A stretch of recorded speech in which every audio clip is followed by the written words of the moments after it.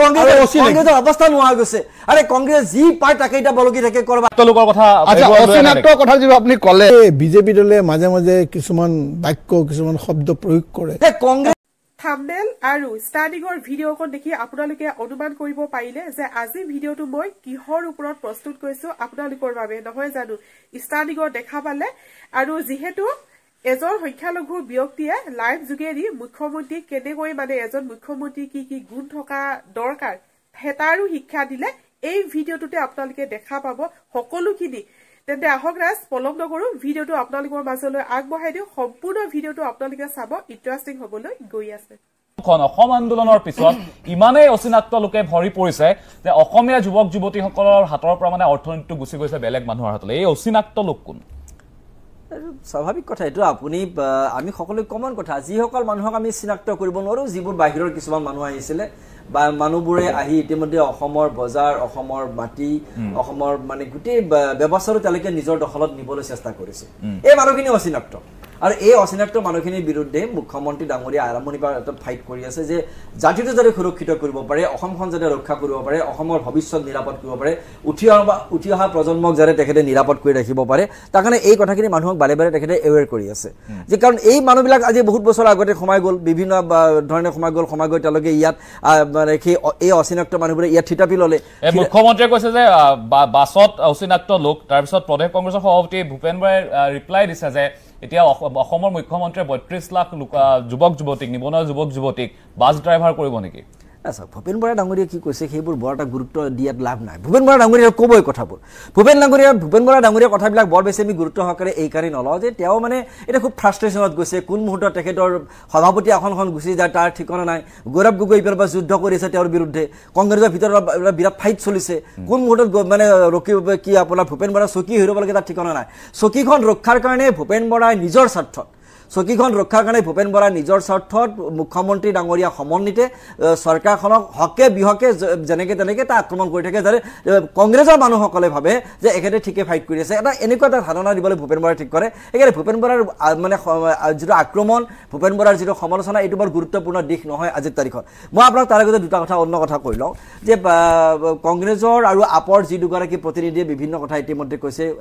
কংগ্ৰেছৰ প্ৰতিনিধিয়ে ক'লে একনায়কত্ববাদ চলাবলৈ গৈছে মোৰ স্বৈৰতন্ত্ৰ চলাবলৈ গৈছে মোৰ হাঁহি উঠে সেই একনায়কত্ববাদী যিটো চৰিত্ৰ এইখন দেশত সংবিধান গণতন্ত্ৰ হত্যা কৰা তেওঁলোকৰ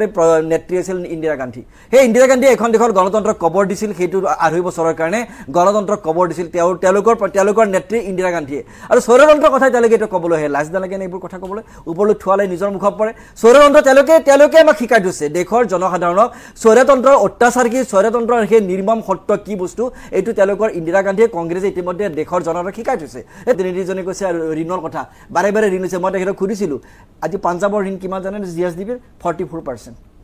পাঞ্জাৱৰ ঋণৰ পৰিমাণ হৈছে পাঞ্জাৱৰ জিএছডিপিৰ মুঠ ৰাজ্যিক ঘৰুৱা উৎপাদনৰ 44% কংগ্ৰেছে ঋণৰ কথা কয় হিমাচল প্ৰদেশৰ ঋণৰ পৰিমাণ কিমান জানেনে 42% তেনে হিমাচল প্ৰদেশৰ মুঠ ৰাজ্যিক ঘৰুৱা উৎপাদনৰ 42% ঋণ লৈছে এতিয়া হিমাচল প্ৰদেশে ঋণ লোৱাৰ ক্ষমতা নোহোৱা গৈছে অসমৰ কিমান জানেনে 24% অসমে 40%লৈকে ঋণ লোৱাৰ সুবিধা আছে কিন্তু অসমে 24% আজি তাৰিখত ঋণ লৈছে ঋণ লৈ ৰাজ্যখনৰ বিকাশৰ কাৰণে কাম কৰিছে আন্তঃগাঁথনি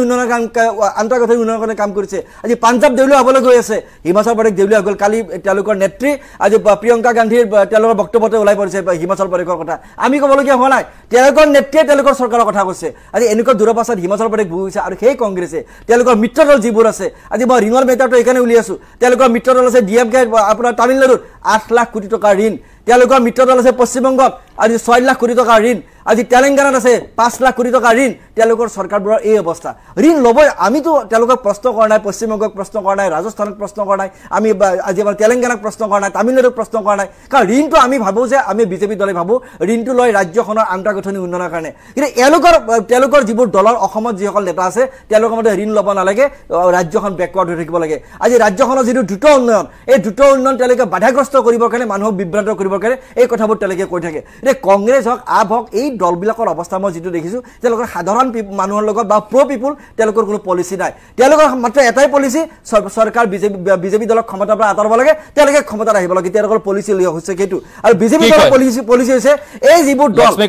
এই দলবোৰে ৰাজ্যৰ জনসাধাৰণকে দেশৰ কাৰণে একো নকৰিলে গতিকে সাধাৰণ জনতাৰ পক্ষত আমি কাম কৰিম আৰু সেইকাৰণে সাধাৰণ জনতাই বাৰে বাৰে বিজেপি দলক ক্ষমতালৈকে আনি কোবাই গ'ল ধন্যবাদ দিছোঁ তেখেতক মই আচলতে যিকোনো চৰকাৰে যদি লোন লৈছে আৰু কিহতকৈ বেছি লোন লৈছে আপোনাৰ ষ্টেট GSD যদি বেছি লোন লৈছে আপোনাৰ ষ্টেটৰ যিটো গ্ৰছ ডমেষ্টিক প্ৰডাক্ট তাতকৈ যদি বেছি লোন লৈছে তাৰমানে 3 পৰা 5% মেক্সিমাম আপুনি ল'ব পাৰে যি গভৰ্ণমেণ্টে নহওক এইটো পঞ্জাৱ গভৰ্ণমেণ্টে হওক দিল্লী গভৰ্ণমেণ্টে হওক তেওঁলোকৰ গভৰ্ণমেণ্টে হওক বা অন্যান্য চৰকাৰী গভৰ্ণমেণ্টে হওক গতিকে যদি আপুনি দেখে পঞ্জাৱৰ ইতিহাসটো 2 বছৰ হৈছে আপোনাৰ আম আদমি পাৰ্টীয়ে চৰকাৰ এখন এটা কংগ্ৰেছৰ পৰা সেই আমি লৈছোঁ এতিয়া কথাটো হ'ল যে যেহেতু আমাক 5%তকৈ ওপৰ ল'ব পৰা নাই আমাৰ প্ৰথম কৰ্তব্য কি হ'ব লাগে যে আমি কেনেকৈ লোনটো ৰিডিউচ কৰোঁ লোনটো লোৱাটো আমি গৰ্ব কৰিব নোৱাৰোঁ যদি এতিয়া বিজেপি এইটো প্ৰাউড ফিল কৰি আছে আমি প্ৰাউড ফিল কৰা নাই গম পাইছে না সেইটো এটা ডাঙৰ এটা পাৰ্থক্য আপুনি দেখিবলৈ পাব যে যদি দৰকাৰ হৈছে লোন ল'বলগীয়া তেতিয়াহ'লে লোন ল'ব নোলোৱাত কোনো আপত্তি নাই কিন্তু লোনটো ক'ত ব্যৱস্থা ক'ত ব্যৱহাৰ কৰি আছে আপুনি কোনটো ৱেলফেয়াৰ স্কিমত আপুনি কোনটো শিক্ষাৰ ক্ষেত্ৰত কোনটো স্বাস্থ্যৰ ক্ষেত্ৰত কোনটো বিজুলী ক্ষেত্ৰত কোনটো পানীৰ ক্ষেত্ৰত আপুনি এই পইচাখিনি আপুনি ব্যৱহাৰ কৰি আছে সেইখিনি ডাটাখিনি আমি দিব লাগিব এতিয়া অসমৰ স্কুলৰ ধ্বংস এখনো স্কুল দেখুৱাই দিয়ক য'ত নেকি আপোনাৰ এখন প্ৰাইভেটতকৈ ভাল স্কুল তেওঁলোকে বনাই থৈছে এখনো হস্পিটেল দেখাই দিয়ক যিটো GMC ৰাতিপুৱা 3টা বজাৰ পৰা লাইন পাতিবলগীয়া হয় কৰিবৰ কাৰণে সিটি স্কেন কৰিবৰ কাৰণে চেণ্ডেল মানুহ থৈ দীঘলীয়া লাইন পাতি থৈছে এইবোৰ কাৰণে অচিনাক্ত লোকৰ কথা অচিনাক্ত কথা যিটো আপুনি ক'লে আচলতে আমি একচুৱেলি আমি কামৰ ৰাজনীতি কৰা মানুহটো গতিকে আমি এইফালে গুচি যাওঁ শিক্ষা স্বাস্থ্য বিজুলী পানী আহিয়ে যায় আমিতো ৰখাব নোৱাৰোঁ এতিয়া অচিনাক্ত মানুহ যিটো কথা কৈ আছে সেইটো এটা ইছ্যু ডাইভাৰ্ট কৰা হয়নে নহয় এতিয়া অলপ দিনৰ আগতে মাছৰ যিটো কাৰবাৰ চলি আছিলে সেই মাছ নামনিৰ পৰা মাছ নাখাওঁ উজনিৰ পৰা মাছ খাম সেই ইছ্যুটো জীয়াই আছে নে মৰিলে নে অলপ বন্ধ হৈ আছে এতিয়া আপোনালোকে নিজে দেখিব পাইছে শুনক যিটো চৰকাৰে এটা শুদ্ধ NRC দিব নোৱাৰিলে সেই চৰকাৰখনে অচিনাক্ত মানুহৰ বিষয়ে কথা কোৱাৰ অধিকাৰ আছেনে নাই কাৰণ আপোনালোককে সুপ্ৰিম কোৰ্ট হাইকোৰ্টে আপোনালোকে অৰ্ডাৰ দিছিলে ন আপোনালোকক অৰ্ডাৰ দিছিলে যে আপোনালোকে এটা শুদ্ধ NRC কৰক আজিলৈকে শুদ্ধ NRC কৰাব নোৱাৰিলে গতিকে অচিনাক্ত মানুহ মানে কি আপুনি অসমৰ যিখিনি মানুহ আছে সেইখিনি যদি আপোনালোকে HR হিউমেন ৰিচোৰ্চ হিচাপে ধৰিব নোৱাৰে তেওঁলোকৰ পৰা যদি আপোনাৰ উৎপাদনমুখী কাম উলিয়াব নোৱাৰে সেইটো কাৰ ফল্ট আপোনাৰ ফল্ট আৰু যদি কোনোবা ইলিগেলি আছে সেইটো কাৰ কাৰণে আছে আপোনালোকৰ কাৰণে আছে গতিকে ইছ্যুটো উঠাব লাগে কিয় ইলেকশ্যন আহি আছে ইছ্যু উঠিব মানুহ ডাইভাৰ্ট হ'ব ডেভেলপমেণ্টৰ কথা নাপাতিব শিক্ষাৰ কথা নাপাতিব স্বাস্থ্যৰ কথা নাপাতিব গতিকে এইবিলাক উঠিব সেইবিলাকে হৈছে মেইন কথা কিয় আহিব লাগে মেহদি আলম বৰা কি কয় অচিনাক্ত লোক সন্দৰ্ভত কি কয় অচিনাক্ত লোকৰ কথাটো মই ক'ম তাৰ আগতে মই এখেতে ভূপেন বৰা সম্পৰ্কত কেইটামান কথা ক'লে চাওক আমাৰ দলটো অতি শৃংখলিত দল আৰু এই দলটোত আমি যিগৰাকীয়ে আমাৰ সভাপতি হ'ব আমি তেওঁকে নেতা বুলি মানি লওঁ আৰু আমাৰ দলটো আজি ভূপেন বৰাৰ সুনেতৃত্বত এনেভাৱে চলিছে যে আজি দলে ইয়াৰ তেখেতৰ নেতৃত্বতেই আজি কংগ্ৰেছ দলে বৰ্তমানত ইয়াৰ শাসনত গাদীত বহি থকা বিজেপি দলৰ চৰকাৰখনৰ সকলো নেতিবাচক দিশ আঙুলিয়াই দিবলৈ সক্ষম হৈছে তেওঁ প্ৰতিদিনে যিটো বক্তব্য ৰাখে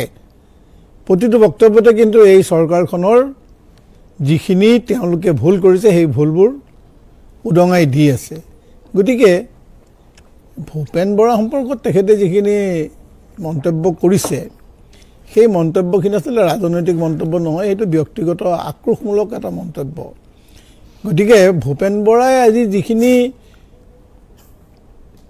দলটোৰ কাৰণে সাংগঠনিক দিশত কাম কৰিছে আজি চৰকাৰটোক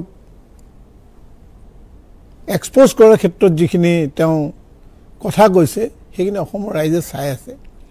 অসমৰ ৰাইজে কিন্তু বেয়া পোৱা নাই বিজেপি দলে নিশ্চয় বেয়া পাইছে এতিয়া কথা হ'ল আপুনি যদি অচিনাক্ত মানুহৰ কথা ক'লে এইটো এটা বৰ দীঘলীয়া বিষয় আজি প্ৰায় 4-5টা দশক এই বিষয়টোৱে অসমৰ জনজীৱনক নানান ধৰণে পৰিচালিত কৰিছে কেতিয়াবা বৃহত্তৰ অসমীয়া জাতি গঠনৰ প্ৰক্ৰিয়াকে ভাঙি দিছে কেতিয়াবা নতুনকৈ ইয়াক এটা গতি দিছে গতিকে এটা অচিনাক্ত মানুহ কোন এই যে বিজেপি দলে মাজে মাজে কিছুমান বাক্য কিছুমান শব্দ প্ৰয়োগ কৰি পেলাই আমাৰ সমাজত সুস্থ এখন সমাজ গঢ়ি উঠাৰ ক্ষেত্ৰত মানুহৰ মনত বিধালি দিয়ে এইটোৰ পৰা তেখেতসকলৰ ৰাজনৈতিক মুনাফা নিশ্চয় হয় কিন্তু সমাজখনৰ লোকচান হয় এটা মই এটা কথা কওঁ যে অচিনাকি মানে যিবিলাক মানুহক বহুবাৰ পৰীক্ষা কৰিও এনআৰচিৰ পৰা নাম বাদ দিব নোৱাৰিলে সেই মানুহখিনি অচিনাকি নেকি এটা কথা হ'ল যে চিনাকিৰ তালিকাখনৰ আইনী প্ৰক্ৰিয়াটোৱে হ'লে এখন শুদ্ধ এনআৰচি তা শুদ্ধ এনআৰচিখন নকৰি এনআৰচি অফিচত বৰ্তমান বিজেপি নেতৃত্বাধীন চৰকাৰে এনআৰচি অফিচটোৱে আজি বন্ধ কৰি ৰাখিছে এতিয়া আৰু এটা প্ৰসংগ আহি গৈছে মই আপোনাক লগ লগাই দিছো আধাৰ কাৰ্ডৰ কথাটো আহি গৈছে এতিয়া এনআৰচিৰ লগতে এতিয়া চাওক আধাৰ কাৰ্ড যিসকলে পাইছে তেওঁলোকৰ ক্ষেত্ৰত কি হয় নাজানো কিন্তু নতুনকৈ যিসকলে আবেদন কৰিব তেওঁলোকৰ ক্ষেত্ৰত নানান ধৰণৰ কণ্ডিশ্যন লগাই দিয়া হৈছে এটা কথা হ'ল যে এই কথা বতৰাবিলাকে অস্থিৰতাৰ সৃষ্টি কৰে আধাৰ কাৰ্ডক আগতেতো মানুহে গুৰুত্ব দিয়া নাছিলে পেন কাৰ্ডখনৰ ওপৰত নিৰ্ভৰ কৰিছিলে এতিয়া আধাৰ কাৰ্ডখনক পেন কাৰ্ডৰ লগত সংলগ্ন কৰি দিয়াৰ এটা আইন হোৱাৰ পিছতে আধাৰ কাৰ্ডখন যাতে ইছ্যু কৰিব নোৱাৰে এই যে মানে কিছু কাম যি কামবিলাকত প্ৰতিনিয়ত আমি দেখা পাওঁ যে কিবা এটা বিদ্বেষৰ ভাৱ মই সেইকাৰণে কৈছোঁ যে বিদ্বেষটোৰে এটা চূড়ান্ত কথা হ'ল যে আপোন হৈও যিসকলক আজি অচিনাকি বুলি ক'ব খোজা হৈছে এইটো কিন্তু বহুত ডাঙৰ আলোচনাৰ বিষয় মই এইকাৰণেই কওঁ যদিহে অচিনাকি বুলি কৈছে সেইসকল লোকক ঠিক আছে চৰ চাপৰি নহয় মোৰ এটা বাক্য আছে যে চৰ চাপৰি অঞ্চলৰ বা নামনি অসমৰ মধ্য অসমৰ মানে বংগমূলীয় মুছলমানসকলক তেন্তে এটা কথা মই যে অসমৰ ৰাইজৰ জ্ঞাতাৰ্থে কৈ থওঁ তেওঁলোক কিমান অচিনাকি আৰু কিমান চিনাকি ৰাইজে এই কথাটো বিচাৰ কৰিব এইকাৰণেই যে সদ্যহতে আজি এই 2টা বছৰৰ ভিতৰত উজনি অসমৰ বিভিন্ন কলেজত অসমীয়া আমাৰ যিটো মাতৃভাষা অসমীয়া ভাষাৰ সহকাৰী অধ্যাপকৰ পদত নানান পৰীক্ষা নিৰীক্ষাৰ মাজেদি বাছনি হৈ তাত তথাকথিত আমি যিসকলক অচিনাকি কৈছোঁ সেই অচিনাকি পৰিয়ালৰ ঘৰৰ ল'ৰা ছোৱালীয়ে উজনি অসমত গৈ অসমীয়া ভাষাৰ শিক্ষকতা কৰি আমাক অসমীয়া শিকাইছে গতিকে তেওঁলোক কিমান অচিনাকি সেইটো মই অসমৰ ৰাইজলৈ এৰি দিছোঁ সেইটো মই বিজেপি দলক দায়িত্ব দিব নোখোজোঁ সেইটো অসমৰ ৰাইজে কাৰণ সেই সিদ্ধান্তত ৰাইজ আৰু আমাৰো দলৰ পৰিচয়বিলাকৰ জৰিয়তে সমাজত কিন্তু সকলো কথা নিৰ্ণয় নহয় আমিও কিন্তু এই ৰাইজৰ মাজৰে এজন গতিকে সেই সিদ্ধান্ত দিয়াৰ গৰাকী ৰাইজ মই এই মুহূৰ্তত ৰফিকুল ইছলাম ডাঙৰীয়া AIDFৰ বিধায়ক আপোনাৰ ওচৰলৈ আহিছোঁ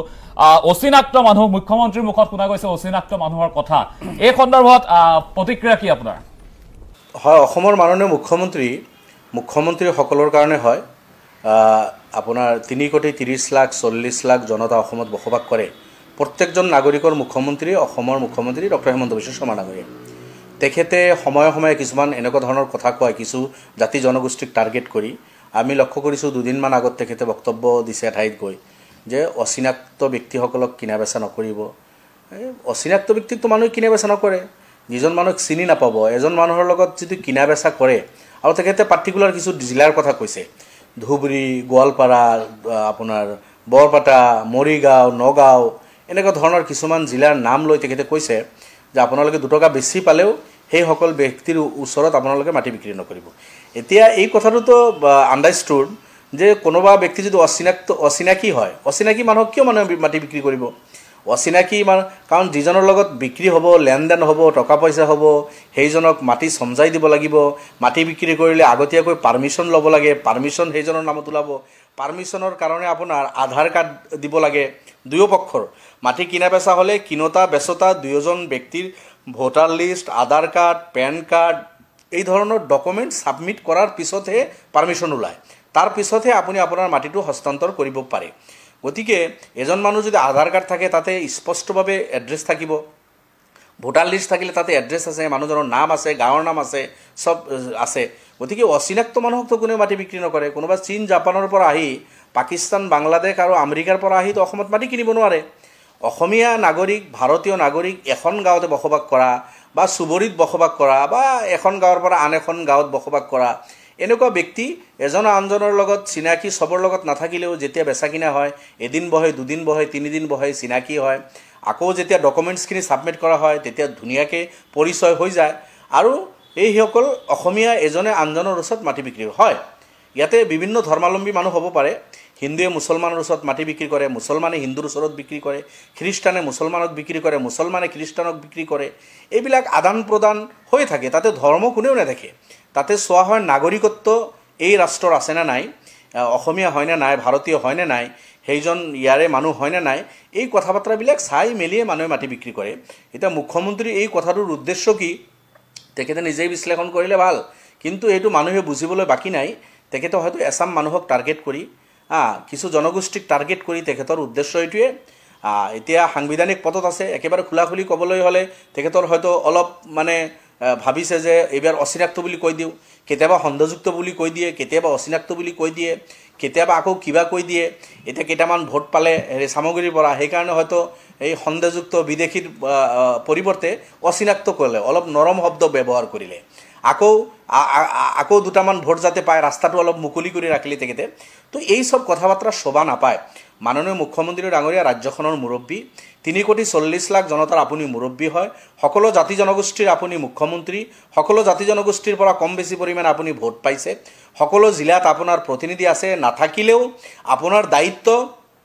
এজ এ মুখ্যমন্ত্ৰী এই ৰাজ্যত বসবাস কৰা প্ৰত্যেকজন মানুহৰ নিৰাপত্তা নিশ্চিত কৰা প্ৰত্যেকজন মানুহক সমদৃষ্টিত দেখা প্ৰত্যেকজন মানুহৰ প্ৰতি সদয় ভাৱ থকা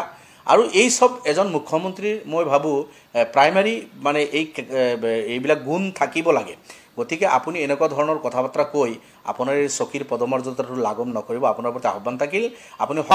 আপোনাৰ ওচৰলৈ যাম মই মুহূৰ্তত দিলীপ শৰ্মা ডাঙৰীয়া আপোনাৰ ওচৰলৈ আহিছোঁ কেইবাটাও অভিযোগ আনিছে ইতিমধ্যে মেহদি আলম বৰা ডাঙৰীয়াই কি কয় এই সন্দৰ্ভত ইতিমধ্যে মুখ্যমন্ত্ৰীৰ ফালৰ পৰা কোৱা হৈছে যে পথাৰ ভৰি পৰিছে বাছ ভৰি পৰিছে ৰিক্সা চালক আজিকালি অচিনাক্ত মানুহ মানে অসম আন্দোলনৰ পিছত ইতিমধ্যে বহুখিনি অভিযোগ মেহদি আলম বৰাই আনিছে আপোনালোকৰ বিপক্ষে মোক আপুনি প্ৰথমতে অচিনাকি মানুহৰ কথাটো সুধিছিল মই উত্তৰটো কমপ্লিট কৰি নিদিলোঁ মই এটা বিৰোধীয়ে কি কয় অচিনাকি মানুহ সম্পৰ্কে মই মন্তব্যটো শুনিলোঁ এতিয়া মই কথাখিনি কৈ আছোঁ তাৰ পূৰ্বে মই কথা এটা কওঁ কংগ্ৰেছৰ সন্মানীয় প্ৰতিনিধিজনে কৈছে যে ভূপেন বৰা সন্দৰ্ভত মই কোৱা কথাখিনি ব্যক্তিগত কিন্তু এইটো আছিল এটা ৰাজনৈতিক এটা বক্তব্য কিন্তু যদি মই ভূপেন বৰা সন্দৰ্ভত কোৱা কথাখিনি ব্যক্তিগত ভূপেন বৰা ডাঙৰীয়া মুখ্যমন্ত্ৰীক যিমান সমালোচনা কৰিছে সেয়াও ব্যক্তিগত ভূপেন বৰা ডাঙৰীয়া অসমৰ আমাৰ সন্মানীয় মন্ত্ৰীসকলক যিবোৰ পাৰ্টিকুলাৰ 2-4জন মন্ত্ৰীক যি ধৰণে তেওঁ আক্ৰমণ কৰে সেইটো ব্যক্তিগত বুলি মই তেতিয়ালৈ ধৰি ল'ম কাৰণ মই ব্যক্তিগত বুলি ধৰা নাছিলো এইটো তেখেতসকলে কোৱা কাৰণে কৈছোঁ আৰু বক্তব্যটো আছিল ৰাজনৈতিক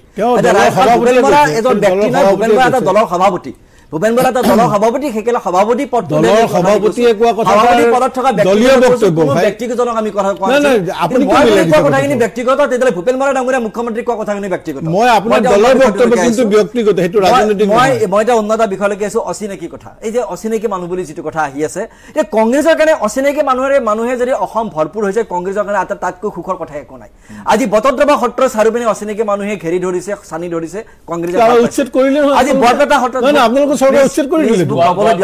কবলৈ দিয়ক আপুনি কব দাদা মই কোৱাৰ পিছত কব আজি বৰপেটা সত্ৰত চাৰিপিনে অচিনাকি মানুহে ঘেৰি ধৰিছে চানি ধৰিছে বৰপেটা সত্ৰ মাটি দখল কৰিছে অসমৰ প্ৰায়বোৰ সত্ৰ দখল কৰি পেলাইছে গোৱালপাৰাত মানুহৰ খিলঞ্জীয়া মানুহৰ মাটি তেওঁলোকে দখল কৰিছে এইটো কংগ্ৰেছৰ কাৰণে সুখবৰ ভাল খবৰ কাৰণ কংগ্ৰেছৰ তেওঁলোক ভোট বেংক আজি বিভিন্ন অঞ্চলত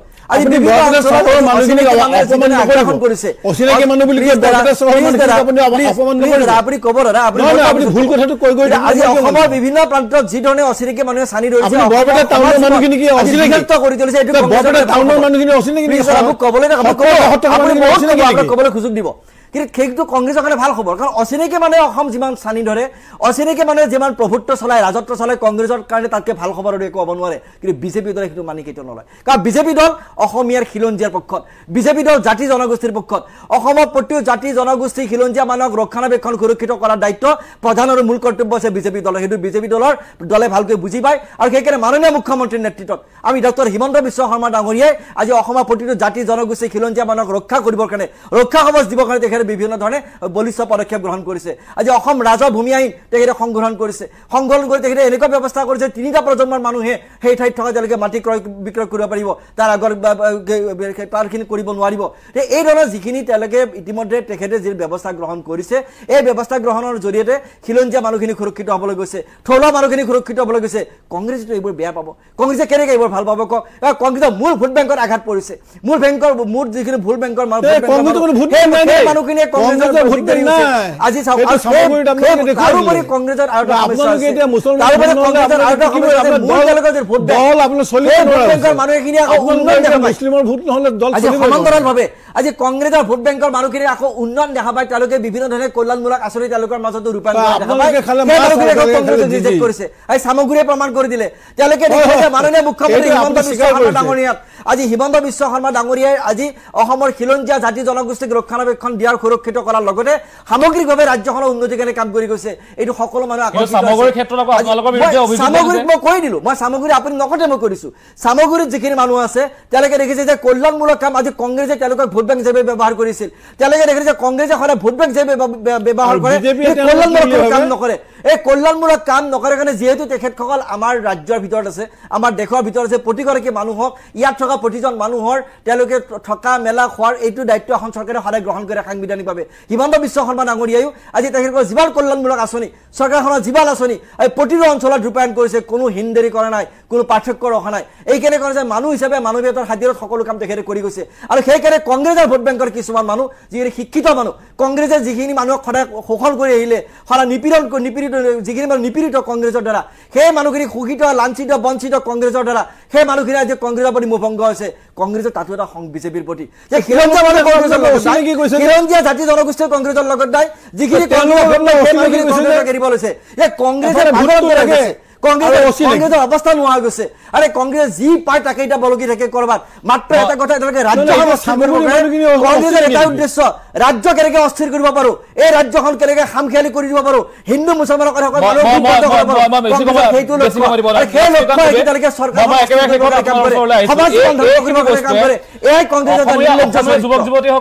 সেইটো সামগ্ৰীৰ মানুহখিনি অচিনাকি নেকি? সামগ্ৰী মানে ভোট দিয়াৰ পিছত অচিনাকি আৰু ভোটটো লওঁতে চিনাকি, এতিয়া ভোটটো লোৱাৰ পিছত তেওঁলোক অচিনাকি। অচিনাকি আৰু চিনাকি যিটো বিষয় আছে, এই বিষয়টো মই বাৰে বাৰে কৈছো, ইট ইজ এক প্ৰকাৰৰ ইছ্যু ডাইভাৰ্ট কৰা এটা বিষয়। কাৰণ এই বিষয়টোৰ উত্তৰ আপুনি ইয়াতো নাপাব, আৰু মুখ্যমন্ত্ৰীয়ে ইয়াৰ উত্তৰ দিব নোৱাৰিব, ইয়াৰ উত্তৰ সুপ্ৰিম কোৰ্টে দিব। গতিকে সুপ্ৰিম কোৰ্টৰ অলৰেডি অৰ্ডাৰ আছে, তেওঁলোকে কি কৰিবলৈ কৈছে সেইটো নকৰি বাকী কামখিনি চব কৰিব মুখ্যমন্ত্ৰীয়ে। বিজেপি গভৰ্ণমেণ্টে গোটেই কামখিনি কৰিব, কিন্তু সুপ্ৰিম কোৰ্টে অৰ্ডাৰ দিয়া কামটো কিন্তু নকৰে তেওঁলোকে। গতিকে এইটো ইছ্যু ডাইভাৰ্ট যদি হ'ব বিচাৰিছে, তেতিয়াহ'লে তেওঁ ডেফিনেটলি যিসকল সচেতন মানুহ অসমৰ, তেওঁলোকে এইটো কেতিয়াও ডাইভাৰ্ট হ'ব নিদিয়ে। তেওঁলোকে জানে যে কোনে ৰাজনীতি কৰি আছে। আচলতে যিবিলাক ডেভেলপমেণ্টৰ কথাৰ পৰা বাদ পৰি যেতিয়া এটা বিষয় আহে, সেই বিষয়টোক মানে দবাবৰ কাৰণে এটা নতুন বিষয় আনি দিয়ে, আৰু এভৰি ছেকেণ্ড মান্থ আপুনি চাবচোন এই বিষয়টো মুখ্যমন্ত্ৰী কৈ দিয়ে। তেওঁ ভাল ক্ৰাউড পুলাৰ হয়, তেওঁ ভাল TRP পোৱা এজন নেতা হয়। গতিকে তেওঁ কৈ দিয়াৰ লগে লগে সকলোতে ডিছকাশ্যনটো আৰম্ভ হৈ যায়। আচলতে যিসকল সচেতন ব্যক্তি আছে তেওঁলোকে এইবিলাকত ইমান নপৰে, তেওঁলোকে বিচাৰে যে এটা ডেভেলপ গভৰ্ণমেণ্ট হ'ব লাগে, এটা ভাল মানুহৰ কাৰণে কামৰ ৰাজনীতি কৰিব পৰা এটা যদি ভাল এটা ৰাজনৈতিক দল হয়, তেতিয়া তেওঁলোকে ছাপোৰ্ট কৰিব ইন ফিউচাৰত। সেইটো প্লানিং আছে। যেতিয়ালৈকে এটা সাংগঠনিকভাৱে এটা ভাল মজবুত এখন ৰাজনৈতিক দল এখন তেওঁলোকে নাপায়, তেওঁলোকে এইবিলাকতে চলি থাকিব। যেতিয়া এটা অপশ্যন পাব, ডেফিনেটলি তেওঁলোকে নিজৰ ভোট ডাইভাৰ্ট কৰি এটা ভাল চৰকাৰ তেওঁলোকে বনাবলৈ চেষ্টা কৰিব। ঠিক আছে, মই আটাইকে ধন্যবাদ জনাইছো দিলীপ শৰ্মা ডাঙৰীয়া, মেহদী আলম বৰা ডাঙৰীয়া, লক্ষ্মীকান্ত দুবে ডাঙৰীয়া আৰু ৰফিকুল ইছলাম ডাঙৰীয়া, আটাইকে ধন্যবাদ জনাই এই অনুষ্ঠান সামৰিবলৈ লৈছো। নমস্কাৰ। So guys, ভিডিওটো মই আপোনালোকৰ মাজলৈ আগবঢ়ালো, আৰু ভিডিওটো চাই আপোনালোকে কেনেকুৱা পালে মোক কমেন্ট কৰি জনাব, আৰু প্ৰথমবাৰ যদি চেনেললৈ আহিছে চেনেলটো সাবস্ক্ৰাইব কৰি ৰাখিব। তো ঠিক আছে, আজি ভিডিও এটা সামৰণি মাৰিছো। পুনৰ লগ পাম নতুন এটা ভিডিওৰ সৈতে। আজিলৈ বাই বাই।